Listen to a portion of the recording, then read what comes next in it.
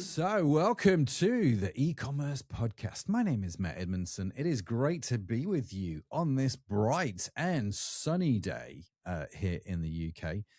For enjoying it. I think it's the day we get sunshine, Nigel, isn't it? Really, here in the UK. It's a rare occurrence, isn't it? It's a little bit, yeah. Now, if this is your first time with us, a very warm welcome to you. We just talk about all things e-commerce and try and help you guys and myself, if I'm honest with you, because I run my own e-commerce businesses. I'm just here to learn, like everybody, figure out how to make more online. Really, it's just fun. It just is what it is. So if it's your first time with us, this is what you've turned up to. And a very warm welcome to you. Of course, we have the usual stuff which you can check out. We've got the website, ecommercepodcast.net. You'll see all the past episodes there with all the show notes and everything per episode. It is a cracking website, even if I do say so myself. We have updated it a lot recently, so the functionality of it now is so much better if you want to find out information and topics. We also, on the website, have something called Cohort, which you may want to check out, because if you're in e-commerce, Cohort are just these groups that we have where we just meet up together online on Zoom once a month. It's totally free, and you get to talk with other e-commerce entrepreneurs who are trying to do what you're doing. And it's just great community, great camaraderie. So do go check that out. They are free, like I say. It's at ecommerce.cohort.com, or in fact, at the website, ecommercepodcast.net/cohort. Either way, it will get you there. Now, we're going to do something a little bit different today, ladies and gentlemen. Yes, we are, and I'm excited for this. We've got Nigel on the call today, recording the podcast. And when Nigel and I were doing the pre-call, which is, I always talk to guests before I bring them onto the show, and listening to him and his business and what he does and where his expertise lies, I thought it would be fun to do something a little bit different. So I'm hoping this turns out all right, because it's the first time we've done it, but I feel with Nigel, I'm in safe hands. Nigel is an expert in print on demand. And so we're going to be talking about that and how to make money from that. And I'm going to be sitting in the seat of my daughter. And the reason why I'm doing this, Zoe, my daughter, I've not got her permission, by the way. Nigel, it just is what I'll just give her the episode when it's finished. Zoe, my daughter, is going to university, possibly in the next few minutes, trying to figure out what she wants to do. Does she go to uni? Does she not go to uni? And she's sort of that phase of life. And I thought, I wonder if between Nigel and myself, we can create an idea for her, a business plan, a strategy, a methodology to get her from where she is to having a reasonably good chance at doing print on demand. So Nigel, welcome to the show, man. It's good to have you. Thank you. Good to be here. Yeah. Well, you say that now. I'll let you know at the end. Yeah. Yeah, absolutely. Nigel, tell us a little bit about yourself and what you do. So I've been doing print on demand. Well, I've been doing e-commerce for nearly 20 years. But with the threat of Brexit back then, I had a problem because I was importing a lot of my items from Europe. So I knew I was going to have. And so during lockdown, I looked at what else I could do and settled on print on demand. And I've been doing it ever since. And it really is a fantastic business, in as much as you don't get any stock or anything like that. So I've just kind of been perfecting it ever since. And so that, well, I worked on it all through lockdown so that I was ready to launch when we were released back into the real world. Doing it ever since. Fantastic. So just for those that might not know, for the three people on the planet that don't know, what is print on demand? Print on demand is a business where basically you design your own products, and there are a huge number of products. Those who are familiar with it probably think of mugs and t-shirts, sweatshirts maybe, but there are so many different products which you can diversify into. So I do things like calendars, which are a great seller. I do wrapping paper. I do compact mirrors, all sorts of really unusual products. Okay. And what you're actually doing is creating a design, and you then get a print-on-demand manufacturer to make and print your item and ship it direct to your customer. So you'll never buy anything until you've actually sold it. Very good. Very well. This is very helpful because there's lots of things in my head straight away, right? So let me overcome some of the objections, maybe that Zoe might face. Does she need any money to get started? Very, very little at all. So Etsy will charge you £15, which is the one-off fee to set up an Etsy shop. After that, they will charge you, well, they're a US company, so they charge you 20 cents to list an item. But you're not actually, as I said, not buying any stock, anything like that. Your only other things is you will need a Canva Pro account, so that you have the ability to download in quality, etc.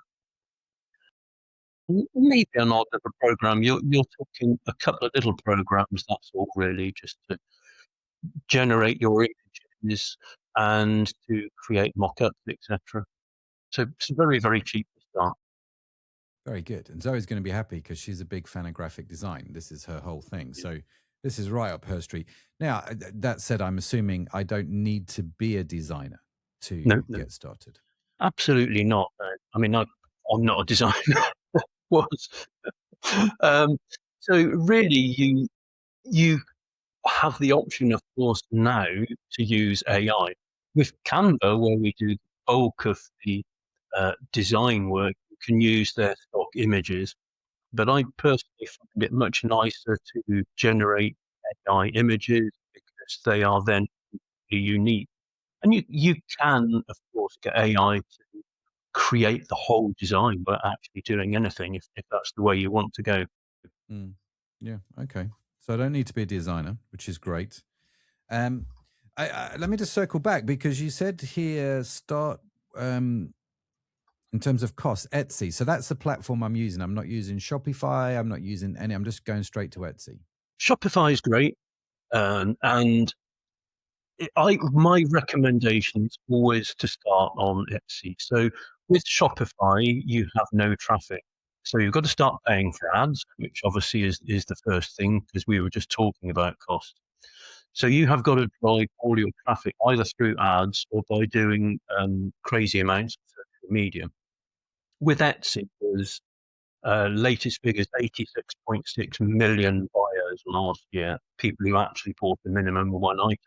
So you've got potential customers there, which is why you start on Etsy. If you want to go on to Shopify, then that's something I recommend that you go on to later once you know what sells, because you've got this audience there now that you can trial it with if you like on Etsy. But you don't ultimately need to go on Shopify or anything. You can make a lot of money on Etsy itself. Okay. So this is where the e-commerce guy in me comes out now, Nigel, the dad. I remember years ago we had Nancy Badillo on the podcast. She was talking about selling digital products through Etsy. And Nancy's great. I guess one of my questions would be, like, if I sell a product on Amazon, for example, that's Amazon's customer and Amazon's customer data. I don't know who that person is. I don't know their email. I don't know if I can't market to them later on. So it really is just like I mean, they've got the customers, but it's in effect, I don't know who those customers are. It's their customer. It's part of the deal. Is that true on Etsy? Is it the same principle, or do I find out the customer's details? You do get a certain amount of the customer's details. The other thing, of course, is that people will follow you. So you can, as you are putting new items and things like that, then they will get notified. So it's a little bit different. Okay, but I don't get their email. There is a way of getting usually. Okay. But again, I guess it becomes a little bit dubious about marketing and GDPR, I would have thought. Yeah, exactly. Yeah. Okay. So in this print on demand business, what we're not doing going down my standard default ecom route, is we're not doing all the necessary work in setting up marketing email campaigns. No, we don't do any of that. That's the reason why we use Etsy, because the audience is there. Something I didn't mention as well when we were talking about cost was that there is an option on Etsy, what they call a plus shop, which allows you to have a revolving banner, some bigger images, things like that. But my recommendation to everyone is just have the free shop. All of mine are free shops. You really don't pay for them. Okay, you mentioned something there. So it's free shop, and then you said all of mine are free shop. So it sounds like you've got more than one Etsy store. I have, yeah. Okay. Do I need more than one Etsy store? No, it depends. It depends on the individual. I mean, the majority of people will perhaps only need one shop. The reason for having the multiple, there's a couple of possible reasons. Let's say you wanted to create a t-shirt brand and later take it on to Shopify, then obviously you would create a shop which was just t-shirts. The other reason really is that you have the option to have a general store, which would have all sorts of different types of products, but also be targeting lots of different niches. Targeting niches is very, very important. The other reason is to have a shop which is entirely for a niche.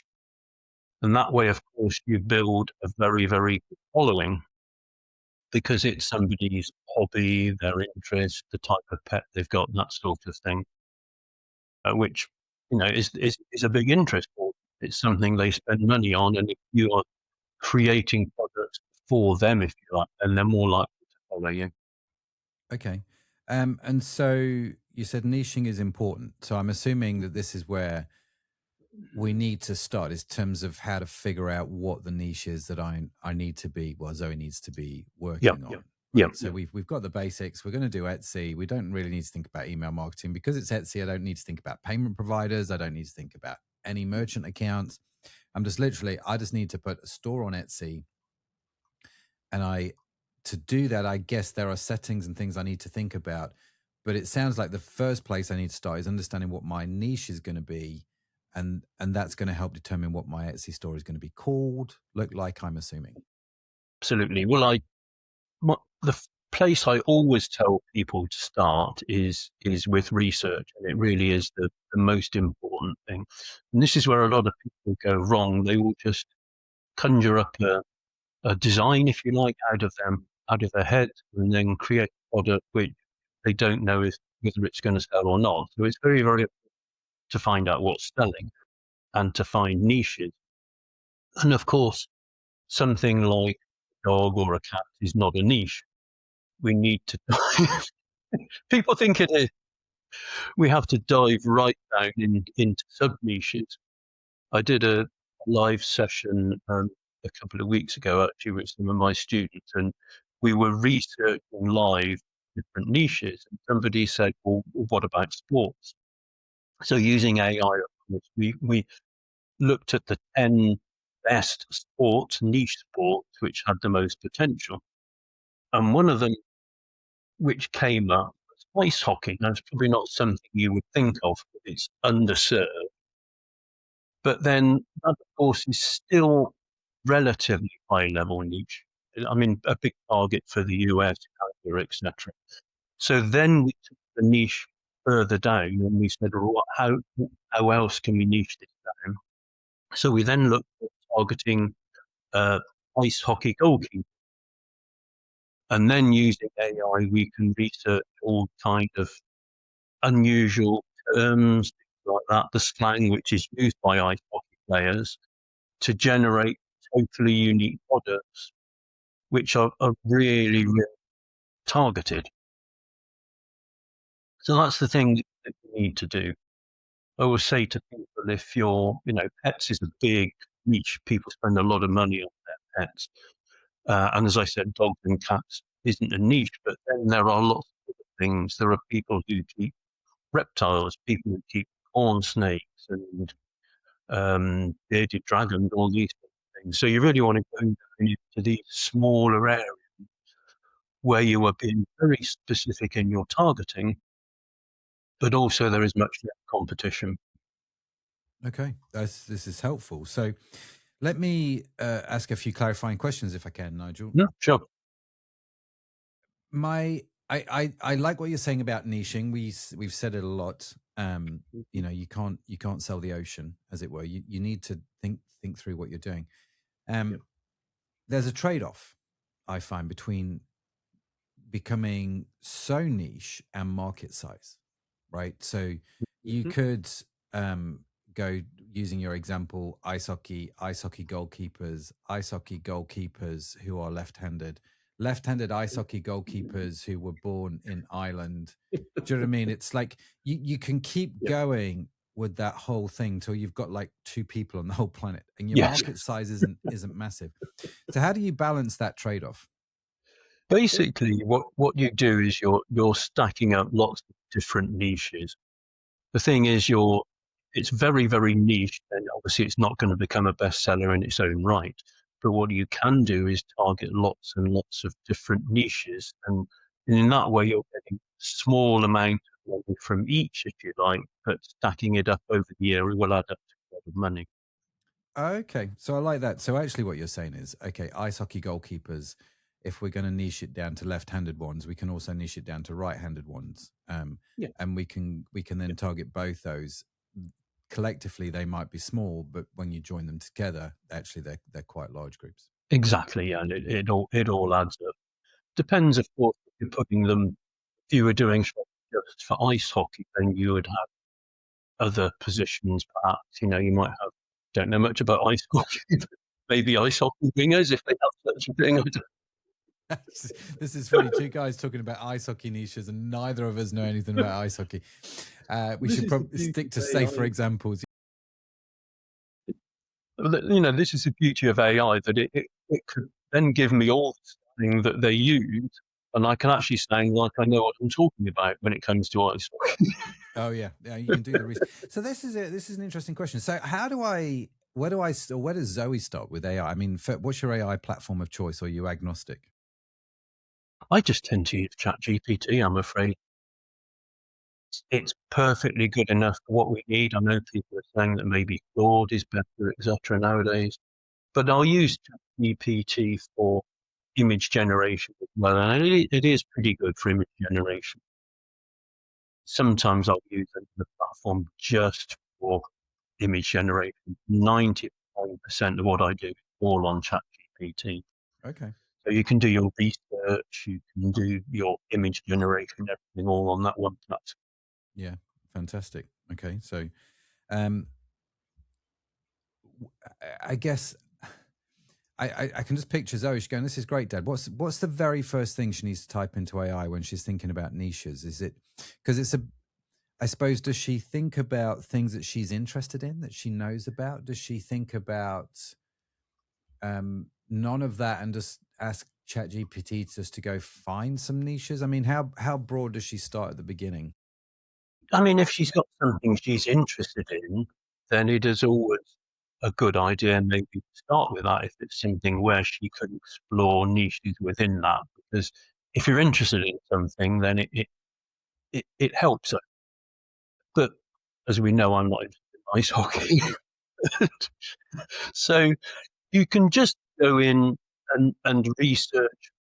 You could simply go in and say to ChatGPT, suggest 20 niche areas which have high potential on Etsy. Then what you would do is pick one and then dive down further in that particular niche. You'll get lots of really, really good ideas. Others you won't. So it's just a case of working your way through, really, finding which one will work. I'm going to try this right now. So let me, whilst you're chatting away, if you hear the keyboard clicking, I'm not being rude, everybody. I'm just actually, so I'm on Claude. Give me 20 niche ideas for Etsy. What was this thing you said? The top 20 niche ideas for Etsy. Top 20 niches with, you could say, underserved on Etsy with high potential. Which are underserved. Be interesting to see what it comes up with. Yeah, and I'm really bad at spelling when people are, when I'm trying to do it like this, people and have high potential. I'm just Well, going when you're trying to do it quickly as well is the worst, isn't it? yeah, spend some time. I'll tell you what it comes back with in a minute or two. Spend some time on this research, please. Okay, so I've typed into Claude, give me 20 niche ideas for Etsy which are underserved and have high potential. Spend some time on this, please. I've not mentioned that it needs to be print on demand. Yeah, I was going to say perhaps for print on demand products. Yeah. Okay, so give me 20 POD niche ideas for Etsy. Okay, let me put this edit. Brilliant. Away you go, Claude. Let's see what it comes back with. I'm genuinely quite curious. And this is where I feel like, Nigel, if you're like me, this is where I could spend half my life just going down these rabbit holes, right? But I like how this is sort of where you've started. You've gone, well, no, what are the ones that are, and I suppose if I had an area, like my daughter, for example, in fact, I could run a second command. Let me try this. I'll copy that same command. I'm going to put it in a new screen. Niche, give me 20 print on demand ideas for Etsy that are niche and in the crochet area.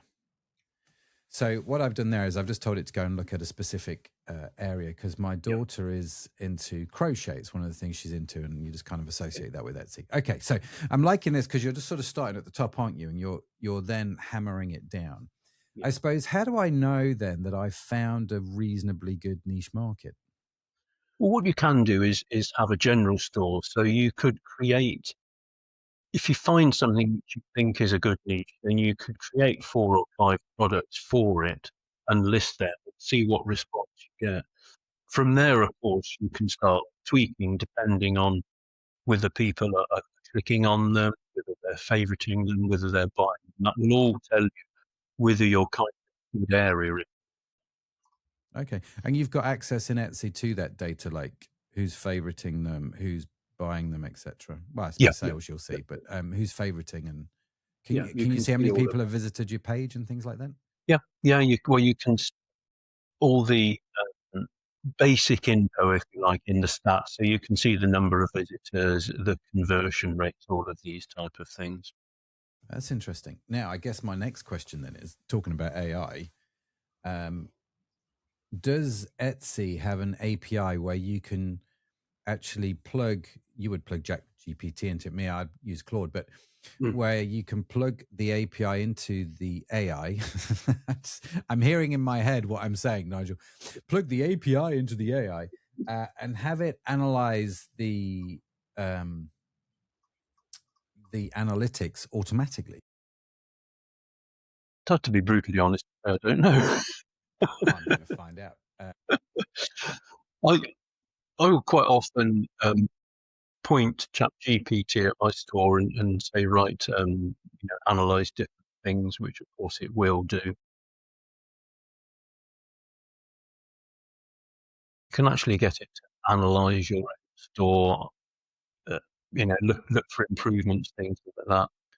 Oh, that's true. So you get it to, you get ChatGPT to look at it, look at the data, and then make suggestions and tweaks. Yeah. Is that right? Yeah. Okay. So I've got my idea, my left-handed goalkeepers for ice hockey. In fact, let me see if I've not got any data back yet. Oh, here we go. From Etsy. Yes, Etsy has an official API. So if you are a bit of a coder and you like your vibe coding in e-commerce, you could actually connect to that API, which will get the shop stats, the listings, the orders, the receipts, the reviews. What it doesn't do, it seems, is full analytics dashboards. that's not exposed through the API. So you're still going to have to get, but of course, what you can get ChatGPT to do, I think you can get ChatGPT to do it. You can certainly get Claude to do it, is you can get Claude just to look at the web page now, because it will take over Chrome and it will just pull the data down. So yeah, exactly. Yeah, that's what I do quite a lot.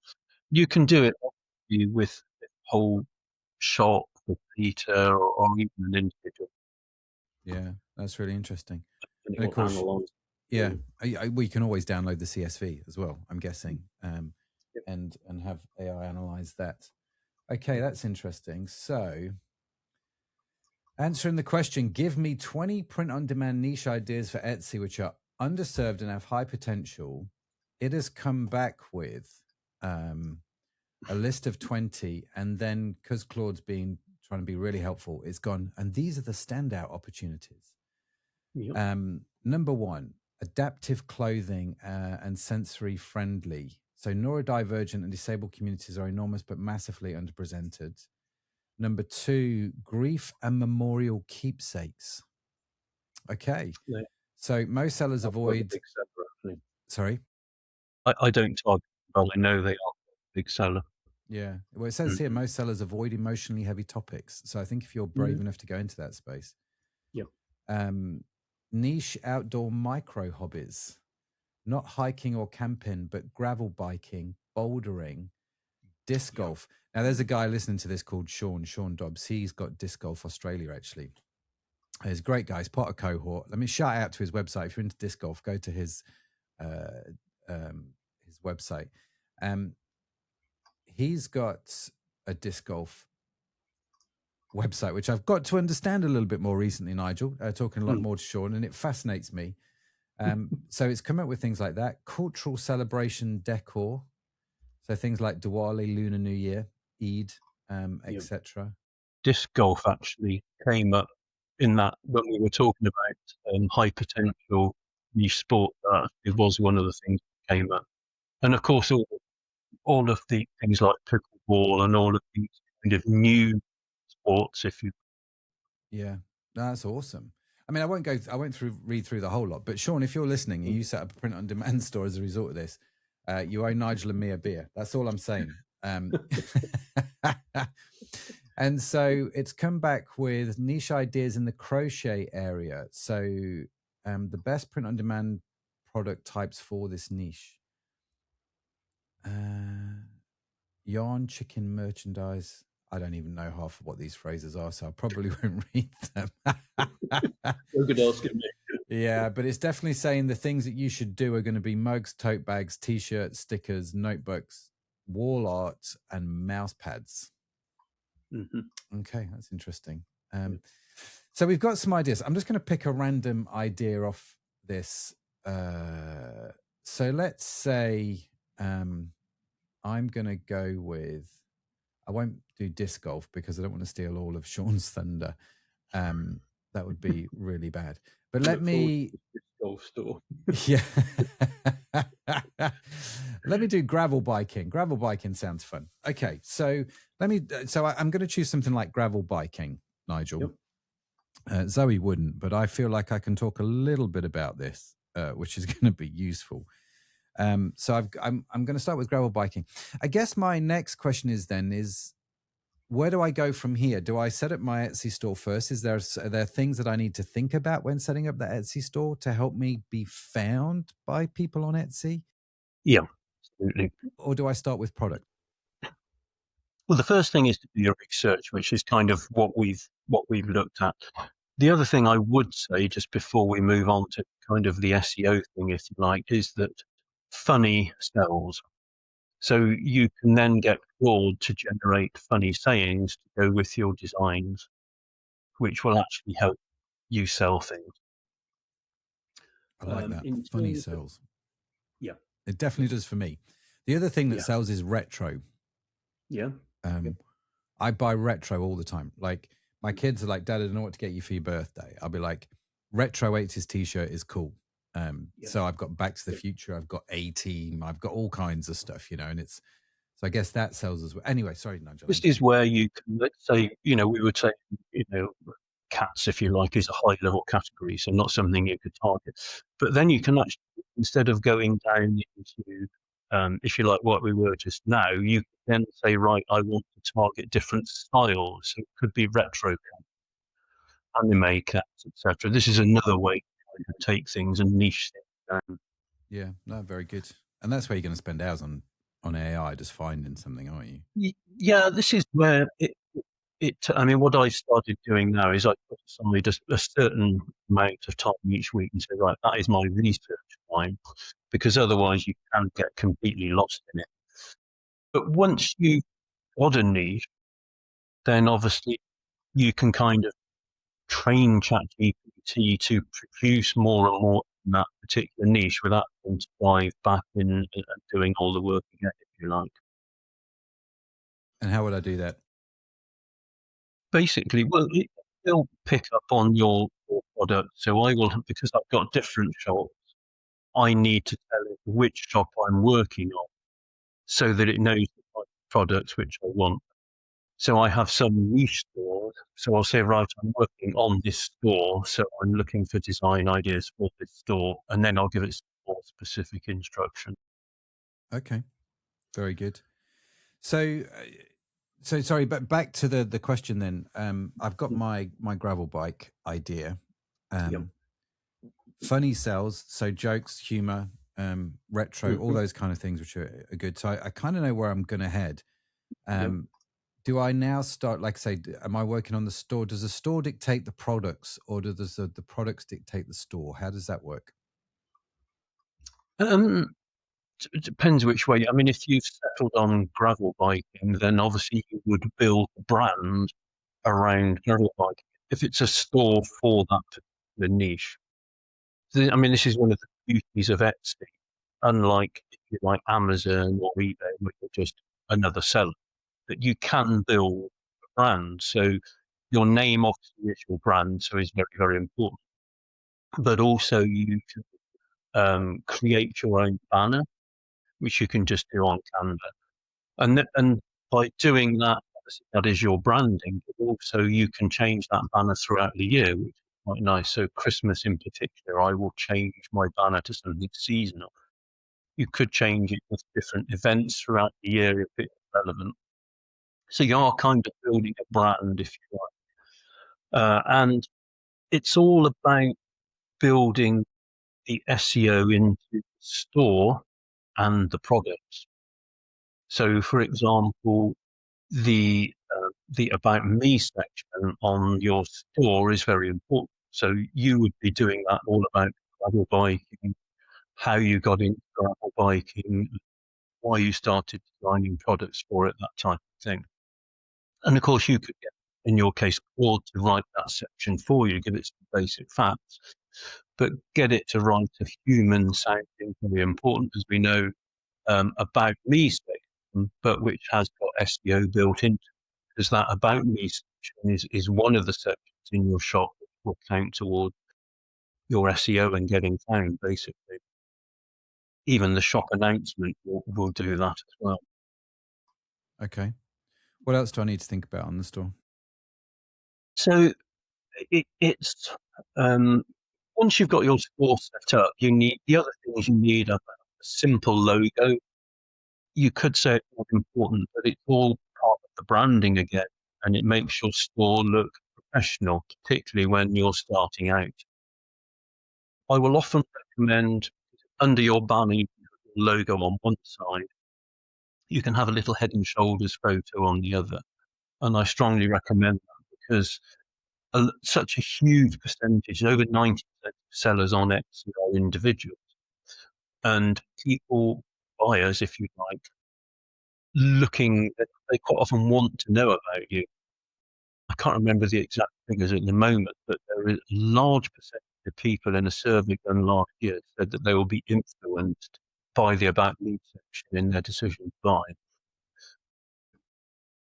They want to know about you, if you like. They want to know who they're buying from, etc. And that is influential in the decision. And also the shop name can be influential. So all of that is very important. That's really the visuals. things, if you like, the branding. After that, of course, it's building the SEO into your individual products. So your title obviously is very important.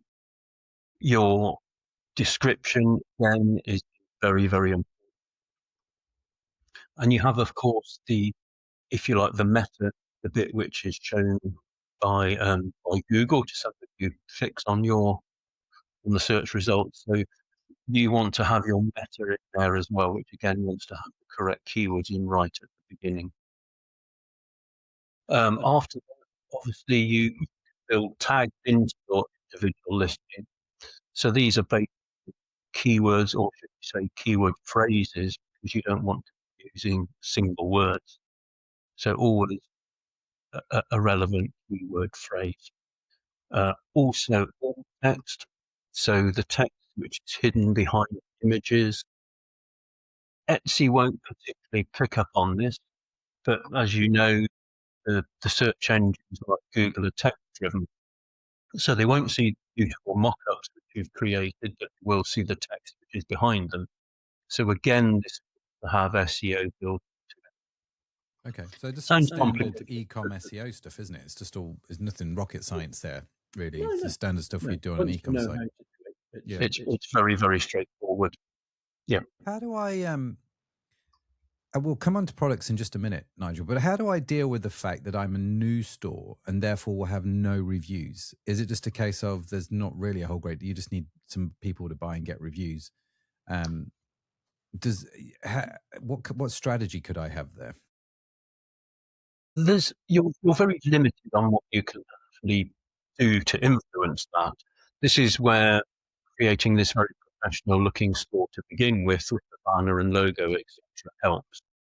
But after that, it's really a case of listing regularly, and that will get results. So you don't want to create 10 designs and throw them all on in one day. You want to do it gradually.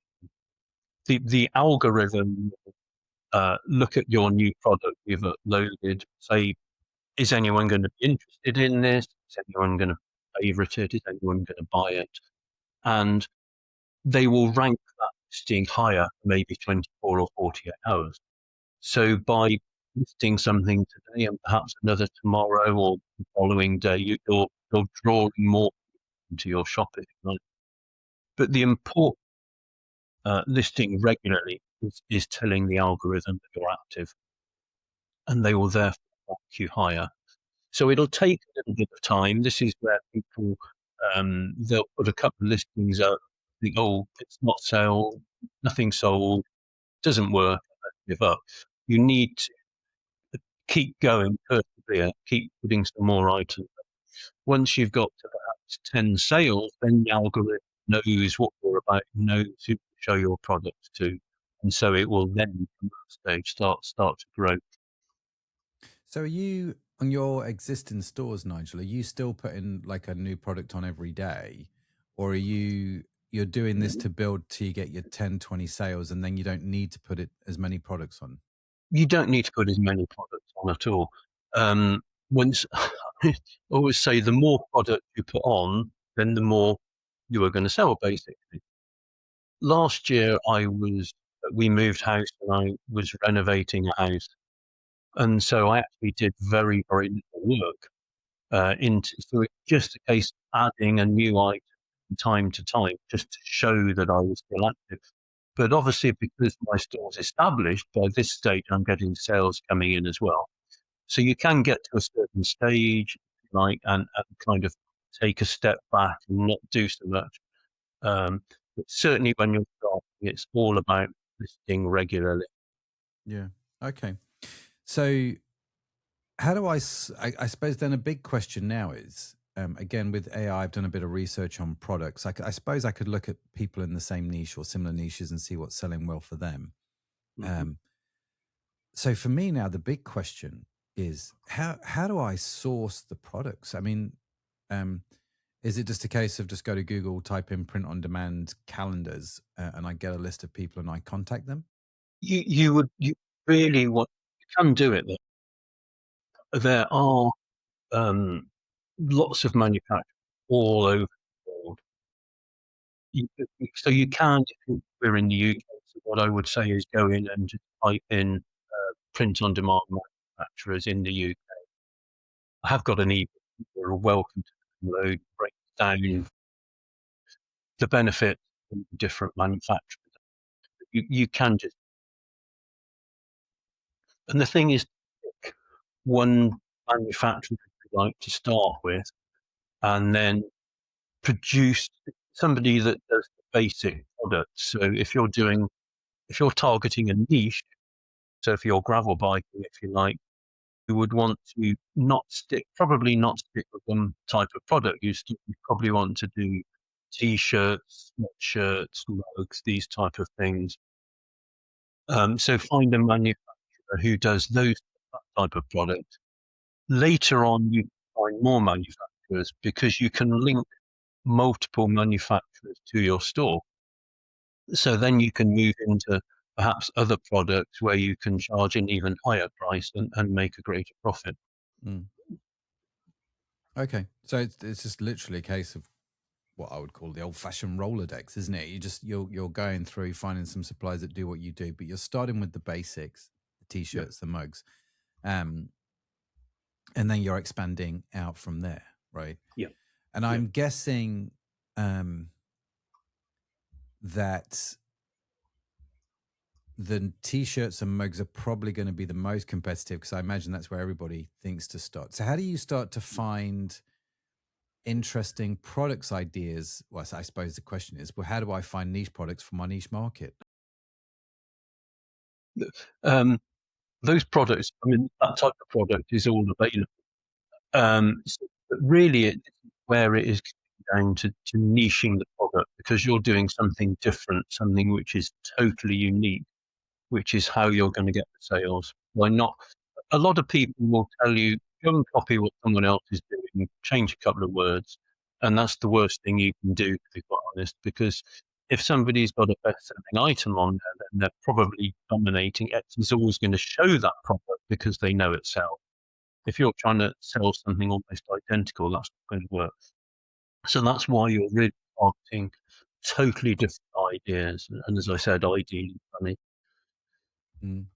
Okay, very, very good. And I take it the whole purpose of print on demand is I don't carry stock. Yep, absolutely. So you do nothing. When you link your Etsy to your manufacturer, the order will go direct from Etsy to the manufacturer. Okay. They will then make it and ship it. Works very much like shipping, but without most of the disadvantages. Because you've linked your store, they will even mark it dispatched in your Etsy store and input the tracking number as well. So the only time that doesn't work is if you're doing a personalized product, in which case you have to stop the automation in as much as the order's got to come to you to add usually a name before forwarding to the manufacturer manually. But it literally takes a couple of minutes. And so is there a limit to how many suppliers I can link to in my Etsy store? No. You can obviously only link one manufacturer to each product, but no, there's no limit to the number that you can link. Okay. So you get to a stage where you're going out, you're looking for more and more unusual products. Once you've got a niche and you know it sells and you've got a following, then more and more unusual products are really going to work for you, because a lot of people will just stick with t-shirts or mugs, if you like. Yeah. Okay, that's interesting. One word that you mentioned there that I want to pick up on is personalization. And we've talked about this on the podcast before. Various people have talked about this, actually. The idea of you get a product from a manufacturer and you offer some kind of personalization. You're obviously going to need some mechanism to do that. I've seen people do it with 3D printers or laser printers or all kinds of things. And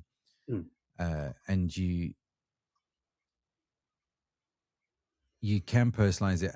And that, I think, again, makes it even more niche, doesn't it? But it makes it a bit more complicated.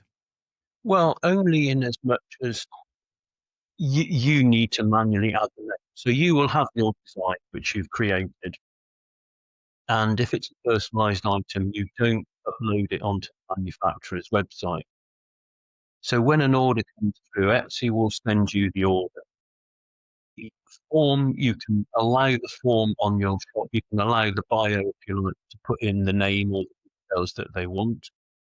They can then they simply add that information, and that comes through to you. All you do is go to your original artwork and just type in the name, if you like. I see. Download and forward to the manufacturer. So there's nothing much more complicated than that, really. The manufacturer is still dealing with it all in the usual way. It's just that little manual bit in between. There are odd manufacturers who, there's one I know of, where you can pay them to kind of automate it all, but in reality, it literally takes just a couple of minutes to do, so I don't bother. Yeah. And then it's done right then, don't you, as well? Yeah, exactly. Yeah. How do I figure out pricing? It's obviously you can see the prices from the manufacturer. Some people like to start fairly competitive, but you can make you can get a very good markup on items once you've got that niche, because people want that product. So the answer is not, as a lot of people will do, I'm not getting sales, I'll discount it, I'll go cheaper than everyone else. That's not the answer at all. The answer is to create your totally unique product. So then you can push your prices up because people will happily pay for it. So for instance, a mug I may pay around £4.50 plus the shipping. So I will charge the customer the basic mug maybe £10.99 plus the shipping. So you're passing on the shipping cost to the... I pass on the shipping. Yeah. People have trialed free shipping and said it really, really doesn't make a difference. Okay. And what about international markets? Do you ship just to the UK? Are you going all over the world? Do you not really... All over the world. Okay. Yeah. So the US is a massive market, and I will ship to the US every single day. But you'll ship to places you would never believe, to be quite honest. Some very sort of strange countries. I shipped one to Greece today, actually. Very good. So I guess then the question is, if you're thinking like US markets, do I need to find a print-on-demand supplier in the US for US customers? So you have different types of manufacturers, if you like. So we have, obviously, there are UK-based manufacturers here you can choose, but then you have the shipping costs, which is going to be much higher. If you choose some of the big companies, they will have manufacturing outlets in different countries. So for instance, if an order comes into the US, they will make it within the US, which keeps the shipping cost down and obviously the import duty. Yeah, and also the speed is quicker, which is also helpful. Yeah. Very good. I guess I'm aware of time, and I have 1,000 more questions, but I suppose my final question here, Nigel, and I appreciate this is a bit like how long's a piece of string, right? But what sort of income could my daughter hope to achieve by doing something like this? It's the sky is the limit, to be quite honest. It really is, depending on that research, which is so important, and how much effort you put in. So last year, me not doing much. So I cleared net 38,000. So it's you can go way over that if you want, if you really put the effort in, or you can just use it as a nice little sideline. People It becomes a really interesting side hustle, doesn't it? And people may have seen me on that Channel 4 program presented by Scarlett Moffat earlier this year, and they investigated all different types of side hustle, and print on demand was the one which absolutely came out top as being the easiest to make a £10,000 a year side hustle. That was their target, was to see which was the easiest to make an extra 10,000 a year. And print on demand came later. This is fascinating. So challenge accepted. I'm going to talk to my daughter and we're going to do a print on demand business that will generate at least 10 grand a year for her as an income. I'd probably, hopefully more, sort of 10, 20. I think if she's generating 20 grand, why not? It puts the effort in, the niches, it's easily done. Yeah. I found this absolutely fascinating. Nigel, I know you do courses on this. I know or community. You've got a community or something, haven't you? How do people find you? How do they reach you? Find out more about that if they want to. Okay, so the website is podlaunchpro.com. So you'll find me on there. You can obviously find me on LinkedIn, etc. I offer a membership because I used to teach people via courses, and I found that people will get stuck, etc. So now I offer a full membership with the community, and we have 2 live training sessions a month, etc. Because I just found people needed help ongoing, and that's really, really speeds things up, if you like. Keeps people motivated and keeps them going. Yeah, well, being part of a community is quite we found that actually community is the most important thing in many ways. And figuring out how to do that is good. We will, of course, link to Nigel's website in the show notes. We will link to his LinkedIn profile in the show notes as well. And so whatever podcast app you're listening to this on, you can just scroll down. You'll find the links there. If you're watching on YouTube, it will be in the description. And of course, if you've signed up to our email marketing newsletter, it will be in the show notes that are going to be in your inbox. I mean, the easiest thing in the world to do is click the link. And if you're a Slingshot AI member, let me just say, I'm really excited about Slingshot AI. I've not talked about it at all on the podcast. This is a very, very brief interlude. It will also be in there. More information coming soon. I am being deliberately cryptic. That said, Nigel, genuinely really appreciate it. In closing, is there anything else I need to know or Zoe needs to know from beyond what you've told me? I don't. Nothing in particular, I don't think. I mean, talking about AI, the interesting thing is that I developed a prompt which I keep redeveloping, which will generate everything for you. I'm sure you could do it for her. Obviously, I have one most people can use. I think it's about a 9,000 character prompt, but that will generate every single thing for the listing. It will generate the title, the description, the meta. It will generate the tags, the alt text. But of course, the problem with AI is getting it to generate something which sounds human and is actually going to sell the product rather than churning out AI nonsense. So that's what I keep perfecting, if you like.